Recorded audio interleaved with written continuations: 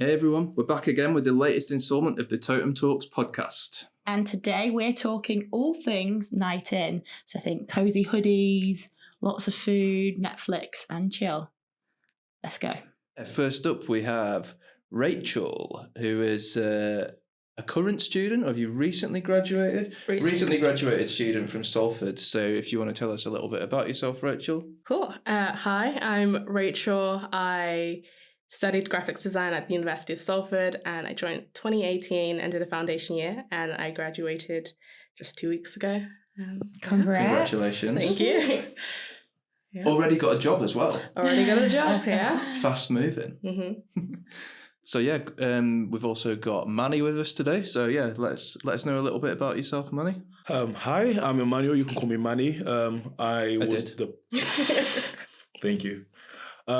So I did my undergrad at Northumbria University and then became president. So then I put my master's on pause and I've just recently finished my master's in psychology. So here I am. I also work for One Voice Digital, so I also already have a job. We laugh, but it's not always as simple for students to come straight out of uni and get a job. So you should be proud of yourselves. And I love how casual you were about saying I became president and then just carried on. Like, I mean, yeah, sometimes I sit there and I'm like, this was a really, really big deal. And I process, I'm like, yo, like this was actually mad. But then other times I'm like, I was just president for 2 years. Could we just clarify, like president of SU, the United States? President. So I was the student union president at my university. Ran for it my first year, got elected, and then when I was rerunning, I actually broke the record for most votes. So just say hashtag built different. So, and both years that I was running, it had the highest voting turnout. So I'm not going to say it was me, but it might have been me. This guy.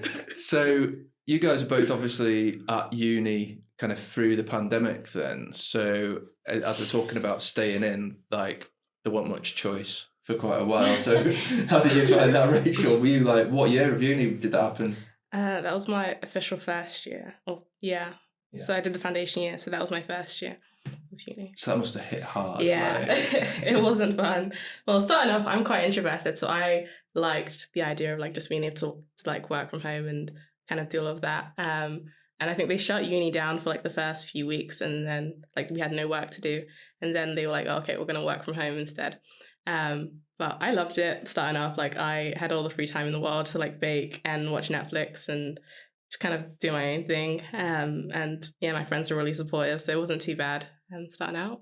And then, yeah, it kind of got tiring after a bit. Like just didn't end, did it? Like the first few weeks, great. But after like how many months of it, you kind of get over just not being able to see anyone. Yeah, so were you at home, or were you still in university accommodation when you were in lockdown? No, so I moved in with like a friend of a friend, and we had a 2-bedroom apartment in like Salford near Media City. It was okay, very different stages of life. So yeah, it was kind of weird, but it was a nice place to live in terms of like having the canals near us and like walking around and stuff like that. Yeah. I guess what did lockdown sort of staying in look for you when you had to stay in? So lockdown was actually, the beginning of it was very, very stressful. Mostly because as soon as lockdown hit, obviously being president at the time, every complaint that students had will come into me. So like, instead of going to the university directly, like I was kind of like the mediator. What was the most common complaint? What came through? Or what was the hardest to deal with? Honestly, every single complaint had near enough the same amount of people back in it. So like the most consistent ones were about about accommodation, so about landlords not letting students out of their tenancies early. People complaining about the fact that they had online classes, like because people like as soon as lockdown hit, all of a sudden people are experts in everything. Like people started acting as though they read their university contracts. They would come to me like, the university, I'm contracted to be getting 20 hours of teaching on site, blah, blah. And I'm like, nope. If you read your contract, it says you're contracted to get 20 hours of teaching. It doesn't specify where it is. Beginning phases were really, really annoying. And then you had a bunch of different people coming at you with different things about like, someone came to me saying that another university was giving all their students like £500 a month to live. And I was like, well, can you provide me with this proof so that I can take it to the uni and we have a stand-in? I'm still waiting for that proof till this day. So it was the beginning phase was pretty frustrating, and then but I guess I kind of started realizing more and more that I like being indoors, especially during lockdown. Like I like being indoors because I would work till 5, and after 5 o'clock, like I didn't even want to go on a walk. I just stayed inside and started cooking and playing games. And then when lockdown finished, I was like, well, this is me now. Yeah. So has that lockdown styling of being happy at home and being content, cooking, playing games stayed with you? Yes. I would say like yes and no. I think I appreciate like going out more now because I realize like I am very content in staying in on my own. I can easily like just stay in and like watch a movie and order food or make food. But yeah, kind of realizing that you can go out now and spend time. I like value that time a lot more now. Yeah. I would say kind of similar, but me more so diverted towards the staying in. Purely because like I think before lockdown, I wasn't going out a crazy amount anyways because I was still in my first year of presidency, so I was working 9 to 5, so it's not like I could go out every day. And on a weekend I've got basketball, so it's, didn't really have too much. But yeah, like now I'm at the stage mentally where I'm like, I will go out if I have to. I will go out if I have to. If it's a case of where I need to go interact with people for certain things, I'll do it. And like I'm very content with speaking to people, like and going out and speaking to people and stuff. But like if it's a situation where like I can get the exact same, I guess, level of interaction or excitement indoors than I can do outdoors, I'm not going out. People have things where like they might and it also sounds odd because I'm quite extroverted, so it sounds quite odd, but like people have this thing where like they will we have to have a night out every 2 weeks or have all these things here. As they're going on the night out, I'm trying to arrange for anyone that like wants to be indoors for us to have a game night. Because I want to like if I can avoid going out, I'll avoid it. Yeah, I agree with that. I would much rather like stay in and play games than like go on a night out. Yeah. Have you always been like that, Rachel, or is that? Oh yeah, pretty much. I think growing up I was young, so I wasn't allowed to go on a night out. But I think we moved to Kent when I was like 5, 6, and there was like nothing to do pretty much in Kent. It's just like greenery and stuff. So yeah, I pretty much stayed in a lot and just found other ways to entertain, like playing instruments and stuff like that. Oh, what instruments do you play? Did violin in school, and then this lockdown I picked up guitar. Nice. So that's been fun and like a great way to use my time. That was a proper thing, wasn't it, during lockdown? Like everyone learning. Yeah. I mean, not for us because we just kept working. I didn't learn any skills. New, but I would have liked to. Yeah, but no, I saw loads of people like picking up instruments, like picking up hobbies. I've always wanted to like. Yeah, a lot of people like got into baking, like the whole banana bread and stuff. Sourdough. Yeah. That was a thing. We were just Jigsaws. The worst. We had pre-made cookie dough and put that in the oven, and that was it. That was my baking. That's as far as my baking goes. You both do. You do a bit of cooking as well, right, Manny? Honestly speaking, I fully believe I'm one of the greatest chefs in existence. I'm one of the best chefs on this planet. I say this with my chest. Like, signature dish? I'm making a lot of African food, so like. But I there's no signature. I am a great chef. Rachel, do you do the savoury stuff as well as baking, or no? Mostly baking. I probably bake more than I actually cook, which is really bad. But I love baking, and I think I cook more when it's for other people than I do for myself. And same with baking as well. Like, yeah, if it's just for myself, I'll probably cook something a bit boring. But I love like testing new things out if it's for like friends coming over. Yeah, that's fully something that a good night in can revolve around, isn't it? Like food. I'm a bit different in that regard. Like I don't like cooking for other people. Like if I'm making food for myself and other people happen to be there, this one thing. Like it's more so because like when it comes to cooking for other people, I then have to start accounting for different things. Like, are they allergic to anything? Can they handle spicy food? Can they do this? Whereas for me, it's like I can eat whatever. I can just go and just make whatever I'm making. Whereas when I start cooking for other people, it's like I have to ask them, like, are you allergic to this? Do you like this? So can you handle spice? Exactly. So that's why if I can avoid making food for other people, I will do. But if I make something and other people happen to be there, I'll offer, because I usually have a bite of my chicken. I'm the best chef in the world, but you can't taste it. Because I usually make food like in like big pots anyway, so because it lasts me a few days, so it does feed other people. But like, I don't know, unless I'm having like a food night where me and my friends if we're having like a games night, it would be a case of where like someone all of us have to bring something. People cook different things and bring it, and that's when I'll be like, okay, cool, I'm cooking for other people. For you, Rachel, what is your ideal night in, like your dream night in? Okay. Oh, good question. I would think like with a few friends, not like a big crowd, so maybe like 5 people in a house, and then like I would make a dessert. Someone else would make the main dish. We figured that one. Yeah. And then like games, like card games, board games, word games, all types. Go-to game. Oh, Jungle Speed. Oh. Yeah. Ooh. Explain. So there's like there's a totem that like is in the middle. Nice plug. Yeah. And then you have cards and you have to like kind of go around and like there's like different shapes and colours and you have to kind of match it. So it's like a snap, and then you have to grab the totem if you're the first person to like get the pair. But there's so much more to it. Okay. It's really hard to explain games. Like, it's super hard to explain games. We'll just have to play it one day. Yeah, 100%. So I think for me it's same situation, about like 5 to 8 people. Everyone cook or bring something. We have one person who doesn't never cook, so he's the designated Costco cheesecake person. Everyone needs that guy. He literally, like, his thing, he has to bring cheesecake every single time.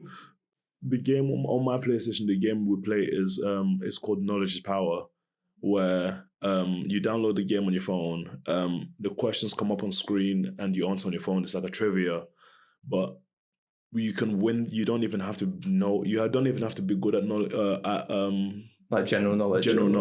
You can literally win by just sabotaging other people. Because like you can send things to their screen. You can send like bombs to their screen to slow them down. Okay. Ice on their screen. You can cover up their answers.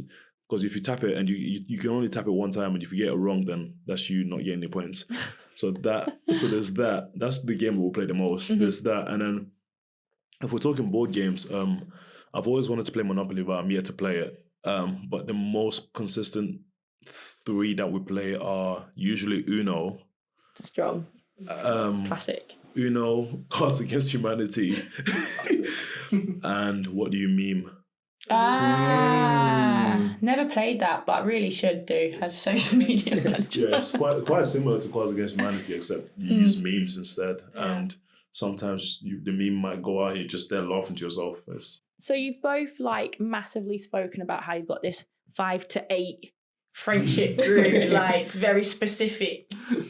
Going to uni, did you have that 5 to 8 friendship group, or have you found that in your first year? Have you found that in your second year when you're in lockdown? Did you meet people online? Like, how are you bringing this group to your house to have a nice night in? Yeah, I've had the same, like, it's really bad. I've had the same friend group since like first year, which is amazing, but I feel like I didn't really try to get to know that many other people in my course, which I kind of regret now, but the same 4 guys, which are, they're amazing guys, and we've been friends for the past 4 years.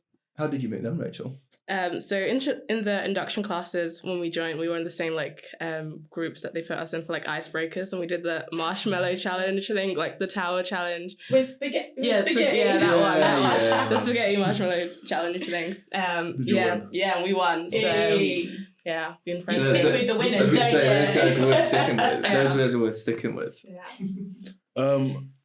Me, it was a bit weird because I was kind of different where because I had spent 2 years in college where I lived on campus. I had to meet loads of different people so I wouldn't be bored because we played basketball, and if I stuck with just the basketball players, me and them had a completely different agenda when it came to nighttime. Like, you know, if we got to like after training is done, I want to be doing stuff. I want to be playing games or whatever, whereas they just stayed indoors. So that kind of carried on with me when I came to university, where it was a much bigger scale. So throughout my time at uni, I've never really always had the same friendship groups. Like I've went through phases where like I would speak to a bunch of different people for a bunch of different reasons, and even now, like I've got a bunch of different people that I speak to for a bunch of different reasons.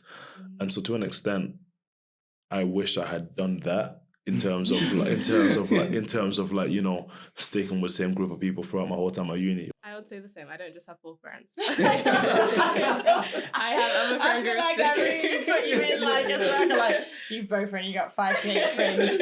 Like go on. They're like my uni elaborate. friend group. They're just 4 people. I don't think I actually, if we're talking in terms of like course, I don't have any like, I've got a few friends. Like I've got a few friends that I still speak to quite often from my course, like from my undergrad especially. My masters, I don't really speak to anyone, but from my undergrad especially. But like if we're talking like people that I met through my course, I don't really have that many like close friends. They all came from like all these other things. Do you ever feel like, was there ever sort of pressure to go out when you like really didn't want to? Yeah. I think for me, I think for me, so I grew up in like a really strong Christian Nigerian household. So like drinking and going out was just out of the question. Of my parents, I don't think they know I drink now. But they do. No, they don't. They think I'm still like, innocent young Rachel. Don't share this podcast with them. Yeah, no. But yeah, I think when I first came to uni, I joined like rugby, and there's a really big like drinking society there. And even like some of my course mates and friends, with like 2 of them go out quite a bit. But yeah, so I tried that all, and I went out, but I didn't find it was for me really. I like enjoyed it, like I love dancing.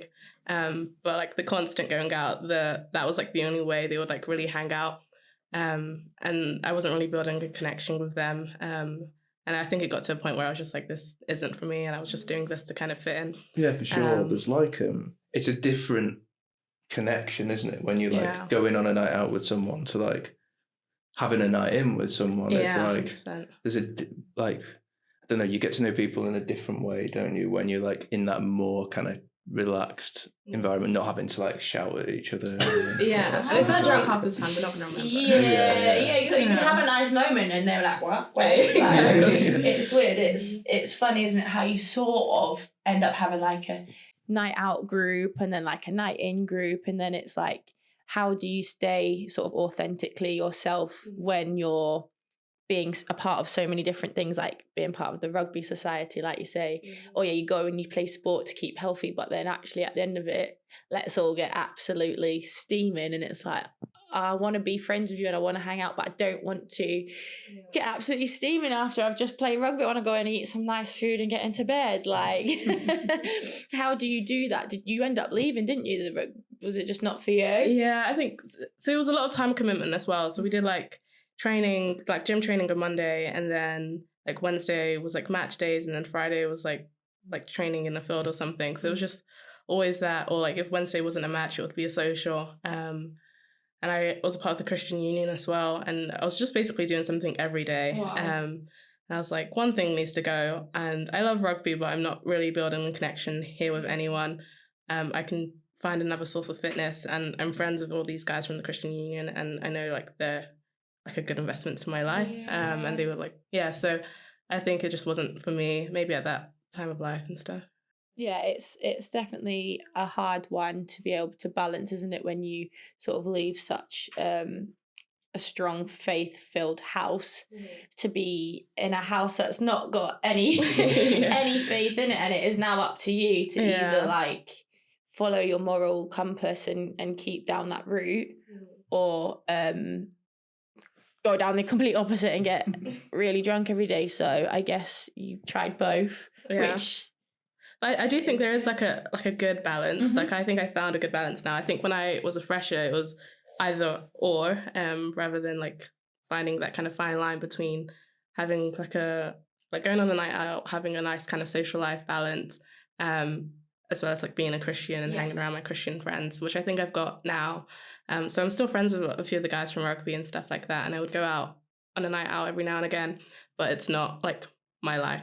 Yeah. And I think there's like a respect from that side of people that haven't sort of grown up around faith. It's like they can sort of say, oh, do you know what? Yeah, fair enough. Bit of self-control. Exactly. So I don't know, I guess you had your Bible study group as well. Did that play a big part in your university life? My Bible study group actually didn't come through until later on. Okay. Until this past year and a bit. Well, for me, it was more so there was never any pressure, mostly because I'm a very stubborn person. And like the more you try and force me to do something, the less likely it is that you're going to force me to do it, which is why I still don't drink. Because people have tried to force it on me, and like every time it came to me, like I guess drinking was like, if I hadn't had anyone try and force it on me for a while, and if someone tried to ask me like, oh, do you want to try this? I'm more inclined to try it than, if someone tried to force it on me and be like, oh, you have to drink, it's my birthday. I'm like, well, I'm not the one I'm not the one aging, it's you. So there was never any pressure for me, but I think when I was in my second or third year of uni, I lived close to the town centre, so going out was quite easy. So I was going out quite a fair bit just because I like dancing and I like the people that I was going out with. And I guess to an extent, some of those people became like another group of people that I knew that I would only ever see them on like a Tuesday or whatever, and like whatever. But as it got to just before and just after lockdown, I just started realizing I'm like, well, that's not really a part of me anymore. I'll happily still go out every so often, to go out and enjoy the night and whatever. But just generally speaking, I don't know. I don't have the energy. When I'm in there, I feel like the energy is being sucked out of my body rather than, like, I will happily stay up until like 4 a.m. playing games, but I don't have that same energy for me going out. Because I'm just, and like the paying entry every single time. If I pay entry, like some places I know the bouncers, so they will let me in. But if I have to pay entry, then it's like, then I'm like, I can use this money on something else. Staying in, saving them peas, like you go and do your food shop, you're having just as much as a good time, if not better, making those connections with people, and you're saving money. So who are the real winners in this? That's what I'm saying. Yeah. Like, I always have people, I've had people that I love arguing with people that drink and they try and tell me about how I should spend my money. Because so many of them will come to me like, you buy so many shoes, you do all of this, how do you afford to do all of this? It's so expensive, blah, blah. And I looked at them, I'm like, bro, do you drink? They'll be like, yeah. I'm like, well, all that money you spend on drinking, I spend on shoes. What's the problem here? Yeah. And at least my shoes will last me for years to come, or how long I want it. You're investing, aren't you? Whereas if you're there, you're getting drunk every single time. One, half the time you don't remember what happened the night before. 2, you're killing your liver slowly. And 3, like you're spending way more money than I am in one night than I can just spend on the shoes. Yeah. Do you have spare money to spend on shoes? Have you got a strong shoe collection now? No, actually. I wish I did. But I'm investing in like a house. Are sick, to be fair. Thank you. Fresh, but I've got like a lifetime ISA account. So I'm saving for a house. Yeah. I'm starting the process. They're the ones where like the government adds 25%, right? Yeah. And like every time you spend money, it like rounds it out to the nearest pound and take it like straight out. Top tip, guys. Top tip. Take out a lifetime ISA. So if you like, how do I do this? We can do this afterwards. Yeah, we'll do this after. I'm starting the process. We can add details somewhere on the website. It's good. It's like if you put a grand in a year, the government just puts another 250 quid in. Interesting. Yeah. And then all the nights in games night will be at Rachel's. Oh, yeah. Exactly. I can start charging entry fee. Yeah. No, I'm joking. As long as it's less than £10. Oh, 100%. £9.50. £9.99, we're good. Speaking of money saving though, giveaway, staying in giveaway. Staying in giveaway is iPad Air. Brand new iPad Air. Can we also win that? I mean, you can enter. you can enter. Yeah, head over to We Are Totum. That means that they're gonna see our names and just take us off. Yeah, 100%. You can't win. You're an employee, Rachel. Yeah, but I can enter it from on my freelance days. Can't I? Yeah, if you head over to @WeAreTotum on Insta, it'll be on there. Check it out. Enter free iPad Air giveaway. Yeah, but I work. Oh, this is a conspiracy.